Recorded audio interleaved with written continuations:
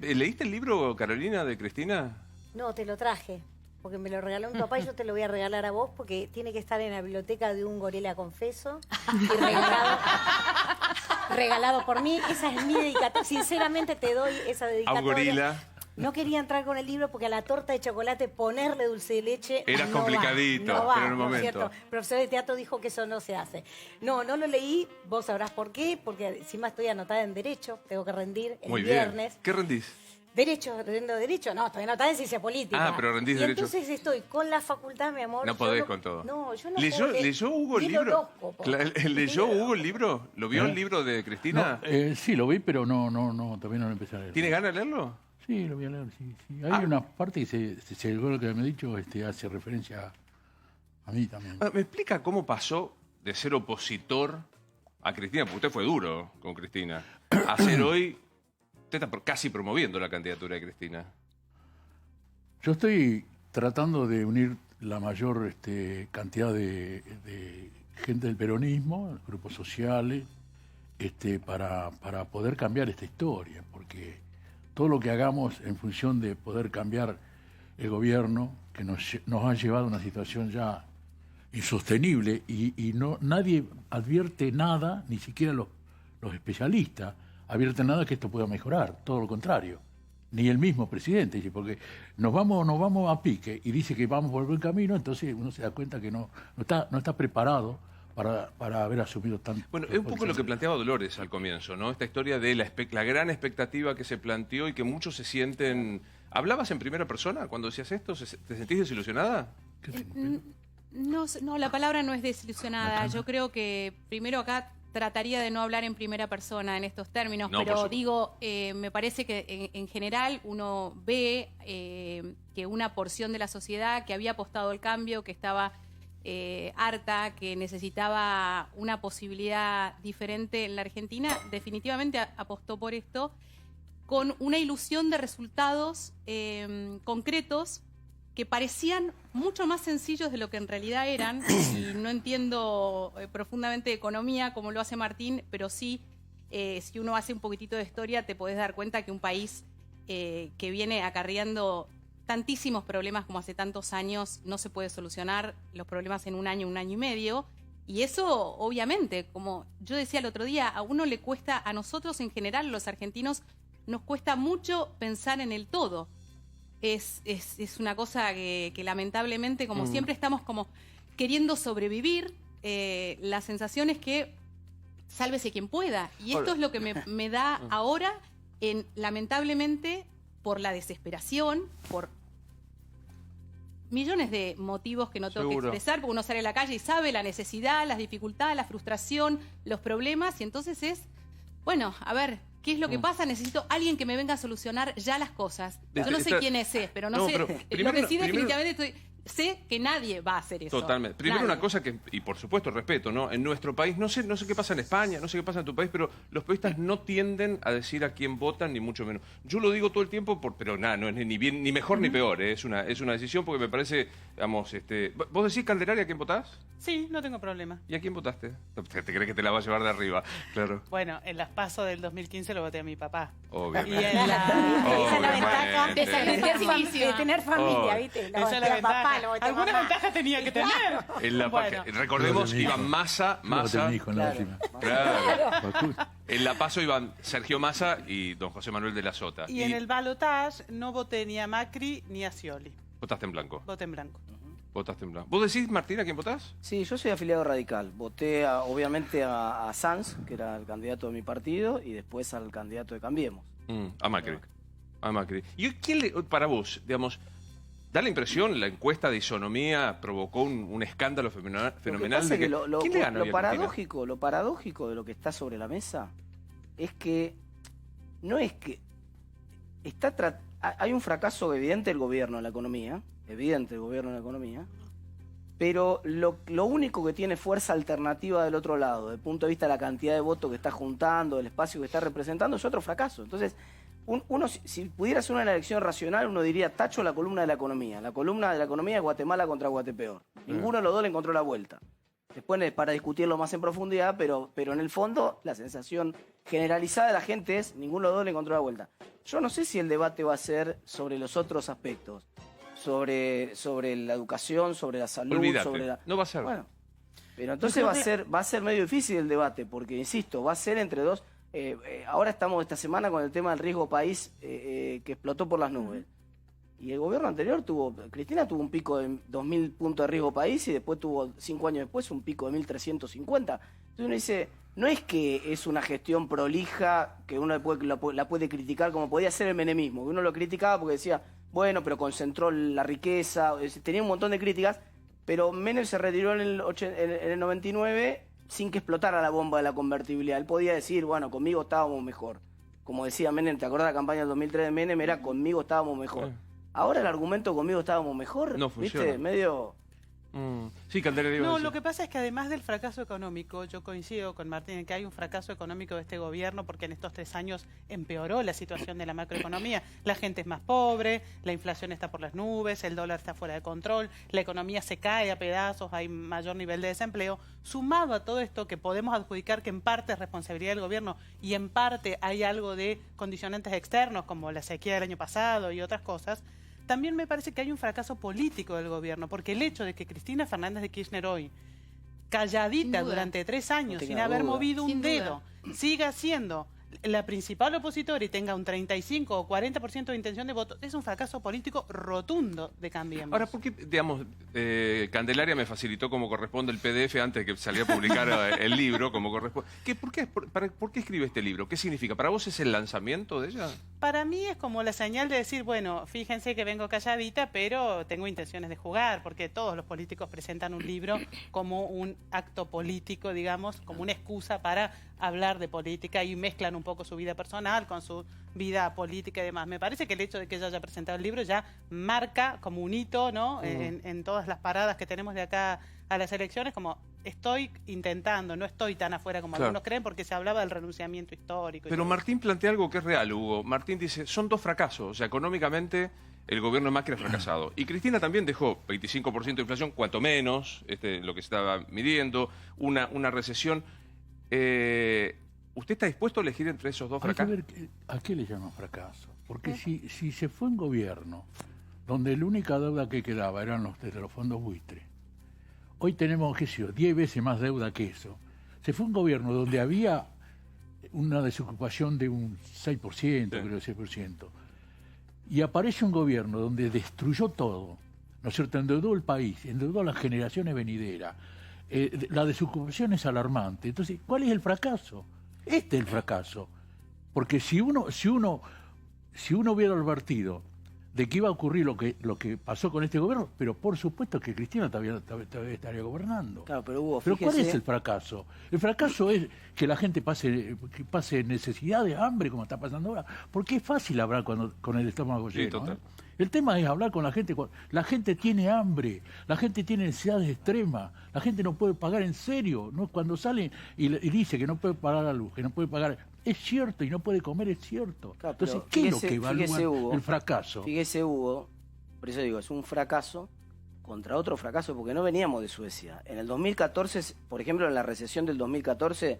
tuvimos 40% de inflación, una devaluación espectacular al principio de año, se perdieron 400.000 empleos, pobreza 32%. Y sí, la verdad que es una situación parecida. Además, mire, le voy a poner un punto muy claro. Para juzgar una gestión uno tiene que ver cómo tomó, en qué condiciones tomó y en qué condiciones se fue. Muchas veces se le adjudica a Alfonsín haberse ido con una hiperinflación. Es cierto, fue mala la gestión económica de Alfonsín. Pero nadie dice que Alfonsín asumió con 620% de inflación. 620% de inflación. En esas condiciones asumió. Cristina es la única presidenta que asumió con superávit fiscal, con superávit externo. Si Cristina hubiera mantenido el superávit fiscal que recibió, no habría necesidad de ninguna deuda. Toda la deuda que se tomó en los años que siguieron a Cristina fue para tapar el agujero del déficit fiscal. Pero lo que me parece que está diciendo Hugo, que él dice que el fracaso de Cristina comparado con este es menor. Pero por favor, no existe fracaso. Empezamos en esta discusión de Guatemala contra Guatepeor, ¿entendés, Luis? Si mantener el giro fiscal todo. Perdón, ¿puedo decir una cosa que además, pues mira, yo en el tema argentino, como decía antes, bastante tenemos los españoles con lo nuestro, pero creo que más allá de datos y cosas de todo esto, hay que votar al menos malo. Bueno, porque claro. ni uno es bueno. Hay que Ese es el votar tema. al menos malo. Eso es lo que yo he pensado. Ahora, qué disgusto, digo, tener que elegir el menos malo. Tremendo. Pero ¿a quién se cree ahora Pero es quién? real, claro. Sí, es cierto. ¿Quién se cree ahora quién? Hay que votar al menos malo, papá Al Leo. menos malo. Claro, hay que votar al menos malo, dice Amaya. Bueno. No, yo, bueno, no estoy de acuerdo con eso. Yo sí. digamos, miro otro contexto y bueno, no, votar al menos malo me parece absolutamente... Ya ni me levanto ni voy, tengo que ir a la escuela, subir las 12 pisos de escalera, no voy ni voy. Te digo, yo cuando te veo todas las tardes, que te paso un saludo a Moria entrando al programa de Sí. Moria, de aguante la jefa. Sí. ¿Es en serio o de verdad? O sea, ¿de verdad ¿Cómo crees es que...? en serio? ¿De verdad? No, porque de verdad... Contradicción, ¿cómo es en serio? Es de verdad. Pero digo, vos sos una mina honesta, laburante, que le has puesto Sí. con una familia, caramba. Yo Sí. me pongo de pie por tu familia. Muy bien. Y particularmente por tu vieja, Sí. porque, digo, ¿no te jode que te emparenten con aquello que no, que me parece que vos reconocés, la corrupción que hubo, el afano que hubo? Mira, yo así como estaban hablando de las variables económicas y así como ella decía, viste que no miramos un todo, me parece que vos a un gobierno no podés, un gobierno que tiene que ver con un pensamiento, que tiene que ver con un modelo, no podés evaluarlo a través de una sola variable y de una sola variable con casos testigos, ¿entendés? Yo no puedo decir, es un gobierno de corrupción. Entonces, Carolina, vos te embanderás con eso.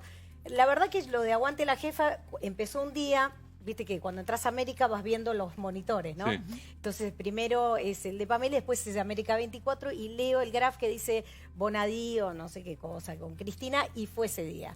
Núñez, el gran incitador de este programa también, dijo, al otro día me decía, aguante la jefa, qué sé yo, y así quedó, y ya es como un cliché que ya no se sabe si es Moria la jefa, si es Cristina la jefa, y quedó como el guiño del otro lado.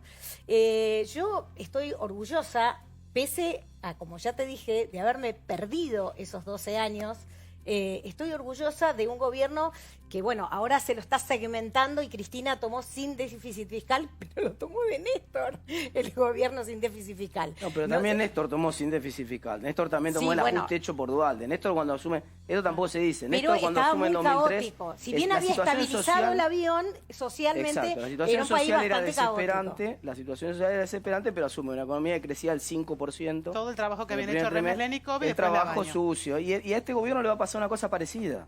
El gobierno que asuma en diciembre, sea quien sea, le va a tocar asumir una situación social delicada, esto mismo que planteaba vos recién, pero una situación con un déficit. El principal problema era el déficit fiscal, el camino a ser resuelto o resuelto. El segundo problema, el del déficit externo, llevamos 7 meses consecutivos de superávit externo. ¿Sabes qué me pasa a mí? Deja más acomodado, porque eso es verdad. Viste que los números del otro lado, al común, no se entiende. Yo me parece que va a recibir un país que no era necesario. O sea, no era necesario tener un país endeudado como estamos ahora y con ¿Pero qué esto- hubieras hecho con todo el No, Vos decís yo no no era sé. necesario, Yo no pero vos sé, por tenías... eso Pero que hay un problema, la soy gente... actriz, bueno, soy pero por eso te digo, panelista, no de pero ahí es moda. donde los Pero números lo que son... digo que no era Vos necesario. bien, decís, pero ahí es donde los Cristina, números o son el que importantes. venga va a recibir un país que no era necesario que estuviera así. Claro que no era necesario, no era necesario. No, pero ¿qué hacían con el destrozar- déficit? Había 8 puntos de déficit fiscal. Eso quiere decir que el Estado gasta para pagar las jubilaciones, para pagar los subsidios a la energía, para pagar las asignaciones universales, para hacer obra pública, para todas las actividades importantes que hace el Estado, gasta Sí. 8% más del PBI que lo que genera de ingresos. ¿Qué hacíamos? ¿Un ajuste brutal como está haciendo ahora finalmente el gobierno? Porque finalmente está haciendo el Sí. ajuste No, nos que no endeudamos. quiso hacer en su momento. Pero ¿sabés Bueno, qué, Martín? buenísimo. Yo te entiendo y sabés la admiración que te tengo. Por ahí trasladado para el otro lado, yo creo que alguien que coincide con Carolina te va a decir, hoy cobra 10.000 pesos un jubilado. 10.300 y pico. Claro. Que significan, hagan la cuenta en dólares, a 45 pesos, ¿cuánto me da? 200 dólares menos. Claro. 220 dólares. Digo, Luis, lo que creo que me parece que es interesante porque nosotros, común de las personas, no entendemos de números y no podemos tener esta visión un No, poco más déficit fiscal, técnica muchísimo. sobre lo que significa. Pero me parece que es muy sencillito. Nosotros, para sostener un país, tuvimos que gastar muchísimo más de lo que teníamos. En algún momento esa plata hay que sacarla de algún lado. ¿La emitís? ¿La pedís prestada? O no sé, o la afanás, no sé qué decirte, digamos. No hay muchas alternativas. Entonces, dicho mal y pronto, en algún momento hay que llegar a... Esto también es una decisión a tomar. esto también es conceptual. Es una decisión. Entonces, es una decisión política bueno, más que económica. 10 años gastando más de lo que vos, digamos, no es que 10 años, es mucho más anterior digamos, al kirchnerismo. Es la historia de los últimos 70 años. Depende cómo organices. Entonces, ¿cómo hacemos? Porque eso está claro, todo el mundo. Yo creo que no hay un argentino que no coincida que la consecuencia de tomar determinadas medidas son muy lastimosas, son muy duras, que la gente no la está pasando definitivamente bien. Por eso es interesante ver esa parte. ¿Cómo hacemos? Pero ¿cuándo se ha pasado peor? ¿Ahora o antes? Mira qué pregunta concreta. ¿Cuándo se ha pasado peor? ¿Ahora o antes? Por eso yo decía lo de votemos al menos malo. Porque como decía el señor Moyano, y me ha parecido una frase muy estupenda, la de es fácil hablar con el estómago lleno. Pero hay que hablar de todos los argentinos que no tienen nada que llevarse en la boca. Sin duda. Entonces, yo, mucho más allá de idealismos y de ideas políticas y de todo este tipo de cosas, hablamos de una cuestión práctica, ¿vale? Que es la subsistencia. A eso voy, por que es la supuesto. Subsistencia del país. ¿Sabes que hay un Eso es lo que condimento? yo creo. Hay Sí, un condimento sin no duda. menor, que en el medio estamos en medio de una campaña electoral, con un nivel de violencia fenomenal. En un ratito quiero conversar con Candelaria, que fue, creo, la más absolutamente insultada. Yo me impresioné mucho cuando algunos periodistas utilizaban el exabrupto de Elisa Carrió. Decir, gracias a Dios, una persona se murió, no es un exabrupto, es un insulto, es una infamia. Entonces, si yo digo exabrupto, casi como que lavo la responsabilidad. Yo digo, en el medio de esto, vuelvo al tema del libro que me pasó Candelaria, me impresionó mucho ver el tema de yegua, puta, montonera de vuelta, el acto de rendición. Hay una frase que me sorprendió, no sé si la tenés, Dire, a mano para que la veamos, respecto de... yo no llego. ¿La lees, Estelita? ¿Llegás a verla, por favor? Por supuesto. Todo Cambiemos quería esa foto mía entregándole el mando a Macri, porque no era cualquier otro presidente, era Cristina, era la yegua. Ahí me está tapando la temperatura, Dire, si me la saca. Claro. No, la hora. La hora y la temperatura. Sí, me la totalmente. corres y digo toda la frase correcta. Bueno, pero gracias. La autoritaria, un acto de rendición. Y quedó la hora y la temperatura 22-28. La 18 temperatura grados. 18 grados. Ahí está, está muy bien. Pero digo, en aquel momento, cuando usted, Hugo, la vio la expresidenta que no le daba la banda, que no había el más mínimo gesto básico de un presidente constitucional al otro, usted que pasó por la época de la dictadura, que fue el tipo que se opuso a Menem cuando nadie se oponía, con Juan Manuel Palacios y demás, cuando ella dice el acto de rendición de que la yegua le entregase la banda, ¿qué siente? Y yo soy camionero. Creo que eso no corresponde, y fundamentalmente a alguien que está cumpliendo una función tan importante, ¿no? Me parece que hay la pinta la persona, igual que volviendo a lo que dijo al principio sobre lo que dijo esta señora, Elisa Carrió. Elisa Carrió. También a mí me dijo que yo era un asesino, que en la familia Moyano era un asesino, que me tenía que pasar lo que le pasó a Jimmy Hoffa en Estados Unidos. Bueno, esas cosas estamos acostumbrados, pero eso me hace acordar a mí, y me parece a mí, salvando la distancia, que es lo mismo que cuando se enferma Evita, los que salían a escribir Viva el cáncer. Me parece que tiene esa sintonía.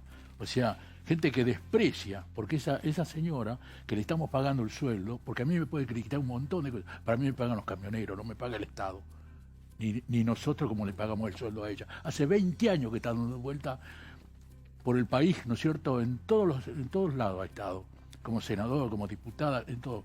¿Qué hizo por el país? No hizo nada. Y encima, ¿no es cierto?, se cree que tiene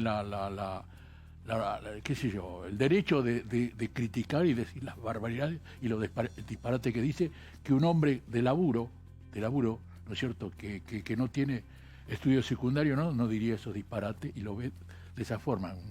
Una mujer que, no sé, para mí está enferma, la señora Carrió, para mí está enferma. Por eso a veces me cuesta criticarla, ¿no?